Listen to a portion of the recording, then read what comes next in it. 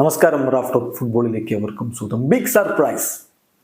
Euro കപ്പിന്റെ final നിയന്ത്രിക്കുന്ന റഫറിയെ കുറിച്ച് പ്രീമിയർ ലീഗ് റഫറിയൊക്കെ ആയിരുന്ന മാർക്ക് ക്ലെറ്റൻബർഗിന്റെ പ്രതികരണമാണത്. Big surprise.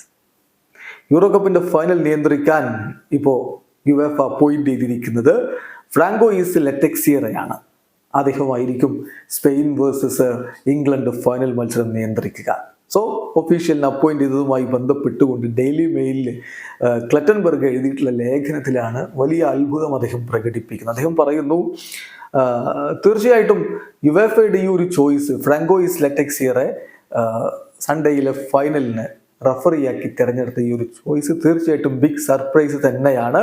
റഫറിങ് വേൾഡ് അത് അങ്ങനെ തന്നെയാണ് കണക്കാക്കുന്നത്.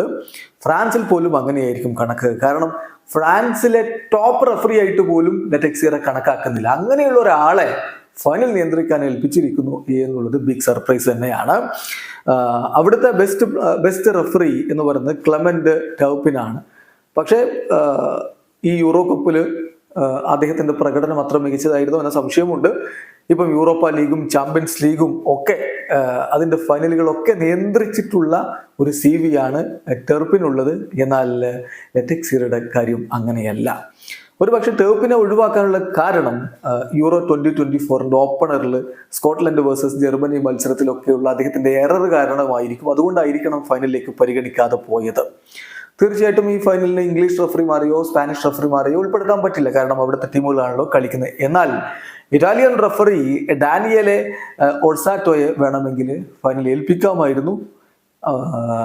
എങ്കിലും അത് യുവേഫ പരിഗണിക്കാതിരിക്കാൻ ഒരു കാരണമുണ്ട്. അദ്ദേഹം വിരമിക്കാൻ പോവുകയാണ് യൂറോ കപ്പിന് ശേഷം. അപ്പോൾ ഒരു അവസാന മത്സരം കൊടുത്താൽ വളരെ ഇമോഷണൽ ആയിരിക്കും. കളി നിയന്ത്രിക്കാൻ അത്തരമൊരു മനസ്സുകൊണ്ട്, അത്തരമൊരു മാനസികമായിട്ടുള്ള സാഹചര്യത്തിൽ വേണ്ട വിധത്തിൽ കഴിഞ്ഞേക്കില്ല എന്നതുകൊണ്ടായിരിക്കും അദ്ദേഹത്തെ ഒഴിവാക്കിയിട്ടുണ്ടാവുക. ഏതായാലും ഇപ്പോൾ ഈ ലെറ്റക്സിയറെ റഫറി ആയിട്ട് അപ്പോയിന്റ് ചെയ്യാനുള്ള ഒരു കാരണം മോശമല്ലാത്ത ഒരു പ്രകടനം ഈ യൂറോ കപ്പിൽ അദ്ദേഹം നടത്തിയിട്ടുണ്ട് എന്നുള്ളത് കൊണ്ടായിരിക്കും. വലിയ രൂപത്തിലുള്ള കോൺട്രവേഴ്സി ഒന്നും അദ്ദേഹം റഫറി നടത്തിയിട്ടുള്ള ഈ ടൂർണമെന്റിലെ മത്സരങ്ങളിൽ സംഭവിച്ചിട്ടില്ല.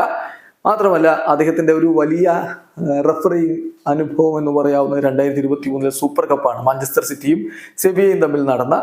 ഇതിപ്പം അദ്ദേഹത്തിന്റെ ജീവിതത്തിലെ ഒരു വലിയ സ്റ്റെപ്പായിരിക്കും എന്നുകൂടി ഇപ്പോൾ ക്ലെറ്റൻബർഗ് പറയുന്നു. ചുരുക്കത്തിൽ ഈ ഒരു അപ്പോയിന്റ്മെന്റിൽ ലെറ്റക്സിയറെ ഫൈനൽ റഫറി ആക്കിയതിൽ റഫറിങ് ലോകത്ത് തന്നെ, റഫറിമാർക്കിടയിൽ തന്നെ വലിയ ഒരു ഞെട്ടലും അത്ഭുതവും ഒക്കെ ഉണ്ട്. എന്തായാലും ഫൈനലിൽ മിസ്റ്റേക്കുകൾ വരാതെ കാര്യങ്ങൾ കൈകാര്യം ചെയ്യാൻ അദ്ദേഹത്തിനാവട്ടെ. വീഡിയോ അവസാനിക്കുന്നു. ഫുട്ബോൾ ലോകത്തെ കൂടുതൽ വിശേഷങ്ങളുമായി റാഫ് ടോക്സ് കൊണ്ടുവെത്താം.